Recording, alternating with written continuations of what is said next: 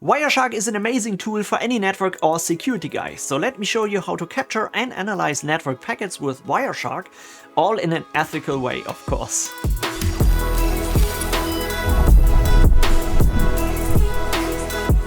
When I started to work in cybersecurity and I needed to troubleshoot network security products, I used WireShark nearly every single day, and it is absolutely a lifesaver. It is a perfect tool to troubleshoot network issues or analyze what's going on in the network. It is extremely powerful, and you probably could make an entire training course or series about what you can do with it, but here we will cover the most important features everybody will need, so let's just get started. WireShark is a free and open source packet analyzer. It is the absolute gold standard across many companies and used by nearly every network or security guy. So whenever you want to analyze network packets, troubleshoot issues, or just do it for educational researching, WireShark is a tool that you're going to be using. It can capture network packets that are sent to the network card of your computer, and you can also import packet captures that you have created on other machines as well. And it allows you to inspect all the details of these raw network packets that are captured, and it also interprets them. So it automatically detects certain aspects of the packet, just like ports, protocols, and many other things you can easily follow and understand what's going on. You can download it from the official homepage wireshark.org and just click on download, and then you can install that on Windows, Linux, and of course also Mac OS. This is WireShark when you open it the first time, and before we can actually start capturing network packets, you need to select your network card interface.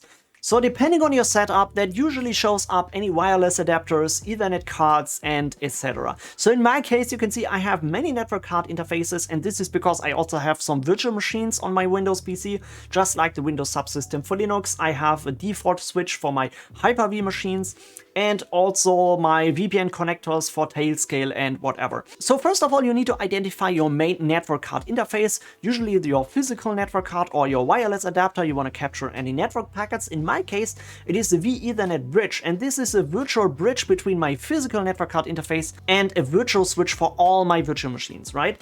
So when I select this, and I can start capturing all network packets by just doing a double click or selecting it and click on this blue icon on the top bar. So let's click on that, and it automatically starts capturing all the network packets that are going in or sent out by my network card interface. And you can see it captures a lot, so there's a lot of stuff going on in the background usually. So when you click on a specific network packet, you can inspect all the details of that packet and read everything. For example, the MAC address, the IP address, the ports, and also the data that is sent over the network card. But before we step into analyzing the network packets and how to see IP addresses, ports, traffic streams, etc., let's take one step back and talk a little bit about network basics. Because if you don't understand networking, it will be fairly hard to use a tool like WireShark. By the way, if you want to learn networking, the CompTIA Network Plus and also the Cisco CCNA are both really great and valuable IT certifications for any IT professional. So if you are searching for great training courses on them, then check out IT Pro TV, for example. With a link in the description down below, you will get 30% off all subscription plans from IT Pro TV forever. So just check it out. Okay, so as I said, in WireShark we only capture network packets that are sent out or received on the specific network card we do the capture.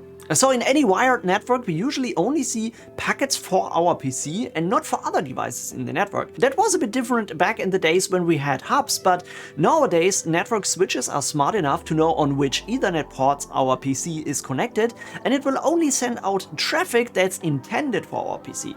So in Wi-Fi networks, this is a little bit different, of course, because every device that gets the radio signal can also technically capture these packets. So that's an important thing to keep in mind. If you want to capture network packets for other devices within your network, then you should always make sure that you're capturing it at the right point in the network topology. So for example, on gateways where all traffic is passing through, or servers or clients where you're expecting to receive certain network packets. I will later explain how to create packet captures on remote Linux servers and how to import them into WireShark to analyze them. That's very helpful if you want to check whether traffic is going through a specific gateway, interface, or VPN network. But for now, we are capturing only network traffic that is hitting the physical network card of my PC. Okay, so let's start capturing actually useful information, for example, something like a DNS request. To start a new capture, we can just click on the same icon, and WireShark will now ask us if we want to continue without saving or if we want to save our current packet capture to a text-based file. But we can also do something else. For example, click on Capture Options to select a different network card interface you want to capture on, and we can also apply a capture filter here. So for example, if you only want to see ICMP packets here, or we want to capture the traffic between our PC and a specifically new server by entering the IP address here. So note, this will only capture any network packets where the filter applies to, so you won't be able to capture anything else, even if it's hitting the interface.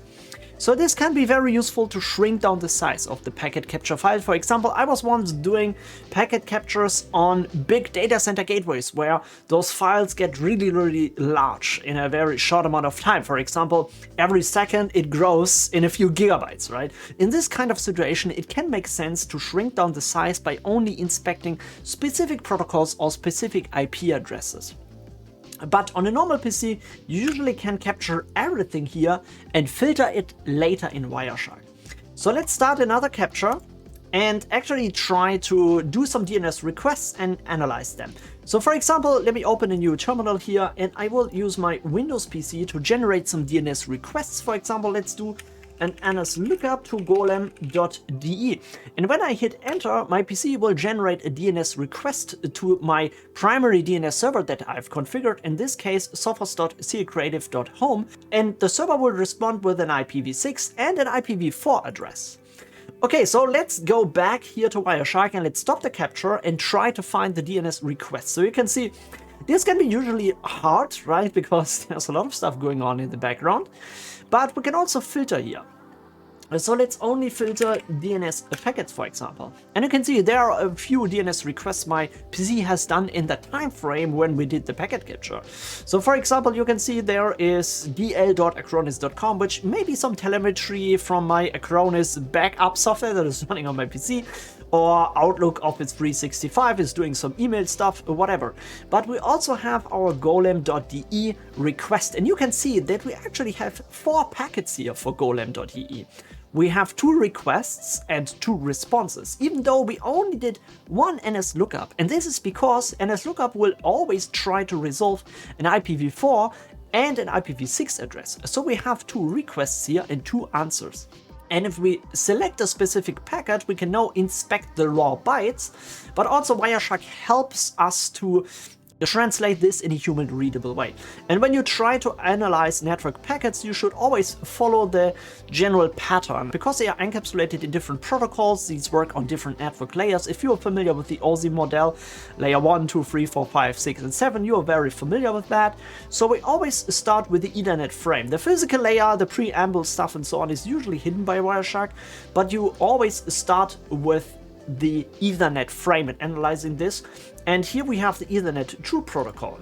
So now we are at layer 2, we're talking about MAC addresses. So here's the MAC address to the destination, this is a MAC address from Sophos, and also the source address, this is my PC. And you can also see WireShark is smart enough to analyze, it has something like a database, recognizing, okay, the first part of the MAC address belongs to the ASRock vendor. So this is my mainboard that I'm using. So it can actually tell which kind of network vendor is using these MAC address ranges, and WireShark helps us to identify those kind of things. It also has a type IPv4 protocol, so that means that everything is in the IPv4 protocol. So when we click on that, WireShark will automatically select those raw bytes where this information is coming from, right?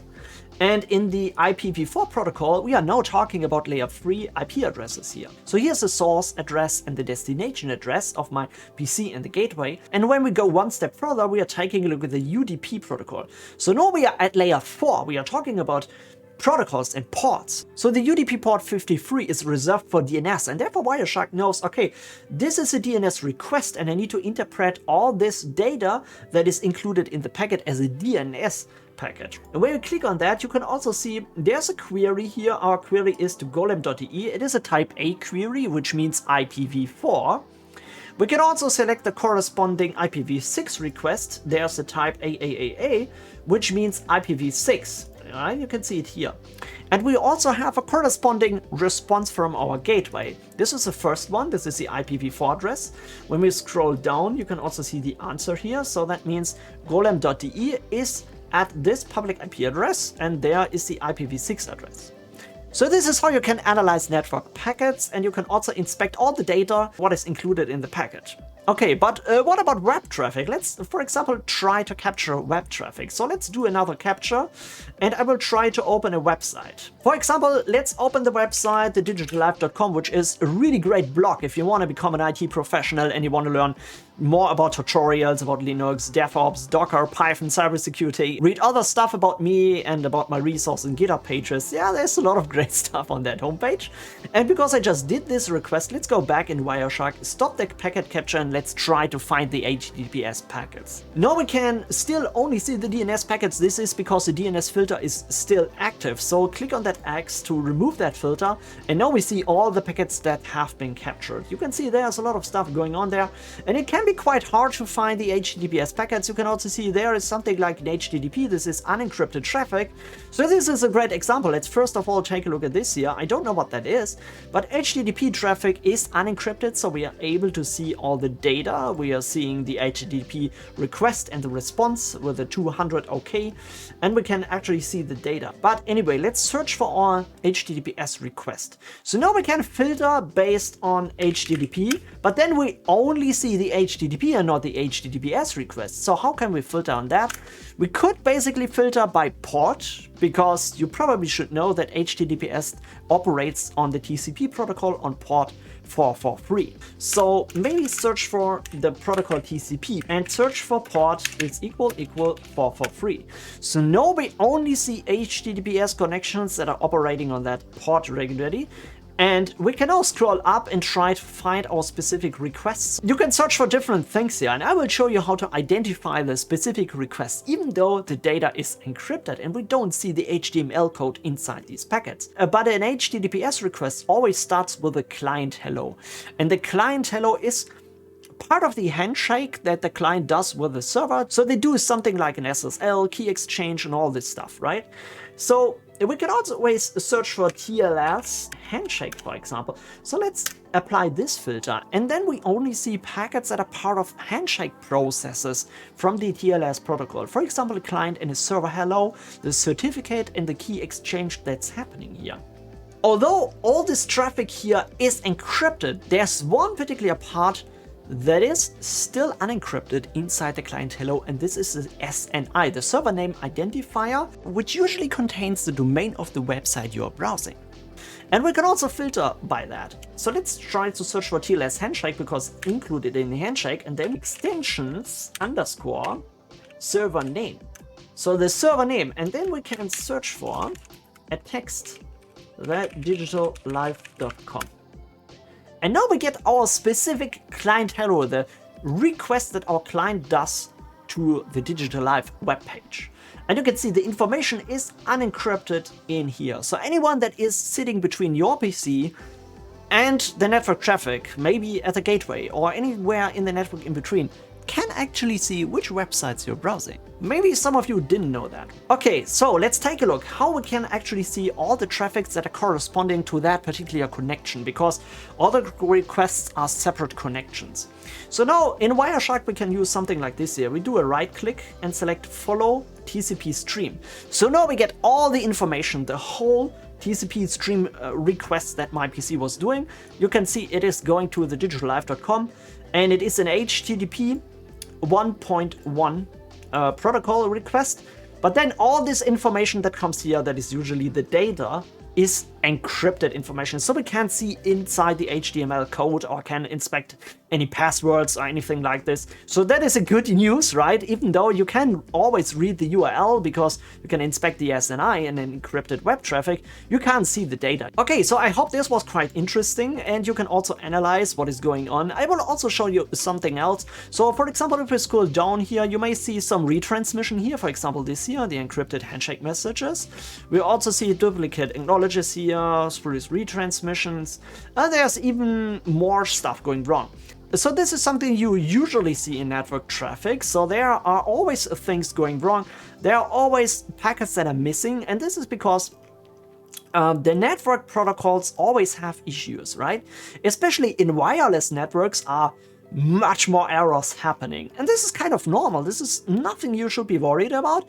But if you're really trying to find out what's going wrong and you're seeing a lot of retransmissions or maybe some other issues happening inside the network packets, something like this here, and you always see black and red colors, then something is going wrong. And you probably want to take a closer look into that and try to find out what's going wrong. So in the TCP protocol, you will always see messages like this here, where the client or the server has requested to retransmit specific network packets that have been lost on the wire. So you can see WireShark is an extremely powerful network tool. I mainly use it for studying IT certifications, do researching, or just troubleshoot issues. And as I initially said, if you're working in a computer network where you have many devices like servers, gateways, switches, or whatever, you may want to capture network traffic not just on your local PC, but also on a remote server as well. So in this case, you can't use WireShark for capturing the traffic because it is just running on your local PC. On Windows servers, you probably can install WireShark, of course, but on Linux servers where you don't have a graphical user interface, but you still want to be able to capture those traffics, there is another possibility to do that, and I will show you that in a second. Okay, so let's try to reproduce a realistic scenario. For example, I'm now connected to one of my cloud instances, and my cloud instance is connected through a VPN with my local PC. I'm using Tailscale for doing this because Tailscale is a very great and easy way to use something like a managed VPN provider that is powered by WireGuard. So I've made a tutorial about Tailscale, and if you want to learn more about this, just check out the link in the description down below. It's really an awesome tool. So Tailscale is now connected to my cloud instance and my local PC, and I just want to run a simple web server here to just capture a request. And for example, I want to run a simple Docker container that is running an unencrypted web server here, but only in the range of my local network. So I'm just limiting the access to this particular private IP address, and I want to be able to capture the packets that are coming from my local PC to my cloud instance on that particular IP address here. And I want to capture the packets on the cloud server itself because I want to know if the web request is hitting that server. So to capture the network packets on a cloud server, I want to use a tool that is called TCPDump. So TCPDump is a tool that is very similar to WireShark, but it doesn't have a graphical user interface. It simply just does a packet capture, but it is able to save that packet capture to a text-based file. And you can later download this file and analyze in WireShark. So let's do a TCP dump. And I first of all want to specify a specific interface, just like in WireShark. So with the -i parameter, I want to select an interface. And in my case, I want to capture the packets that are not hitting my public interface, but my internal VPN interface, because I want to see the packets that are unencrypted there. So the Tailscale 0 is the internal VPN interface I want to do the packet capture on. And I want to write this to a file that is located in my home folder and just call it http.pcap. And pcap stands for the packet capture file format. So let's do this. And I need sudo permissions, of course. And now I want to try to initialize an HTTP connection from my local PC to that cloud server. So because I'm connected to my VPN, I simply can just execute this web request on that private IP address. So let's open another browser tab and do HTTP on this IP address. And if I hit enter, congratulations, you are now running the Nginx proxy manager. So you can see that is something different. Let me just go back. So I have used another port that is 1680. So let's do another request here to this particular port. And this is a web request to our Nginx web server. When we go back here and we stop the packet capture on our remote server, we can see that 22 packets have been received by the filter and they are now stored in that file. So when we cut that file, you can see that everything is in a text-based format. It is the rare packets, but you can also see some HTML code inside here because everything is captured, right? but there's still some stuff that you're not able to see correctly. So let's download this file and open it in WireShark. So we can see the destination, the private IP address, and here's the private IP address of my Windows PC that is connected via the Tailscale VPN. And because we are capturing on that VPN interface and not on the external interface, we're able to see all the packets that are inside the VPN tunnel, and we are seeing them unencrypted, right? Because we have captured this at the internal VPN interface. So this is very important to understand where you're capturing this, what you want to see. And when we go here and follow this TCP stream, we can see the full web request that we have done. And we also see our internal server message. So this is probably the Nginx proxy manager. Remember, I've done the real web request at a different port. So let's scroll down. So this is a real request, not to the Nginx proxy manager. This is the second one. And we can differentiate that by the source port. That, remember, I've used the port 1680 to make this request.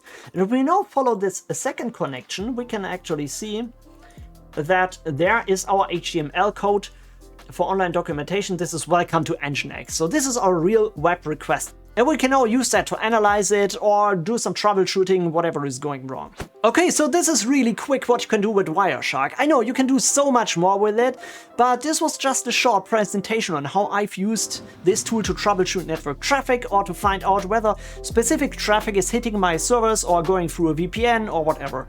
So please tell me, which tools are you using? So what is your experience with it? And if you enjoyed this video, please don't forget to hit the like button and of course subscribe if you want to watch more tutorials and content for IT professionals. And if you want to support my channel even more, then just sign up to my new YouTube membership program. Okay guys, so thanks everybody for watching, and as always, enjoy the rest of your day, take care of yourself, and I see you in the next video. Bye bye.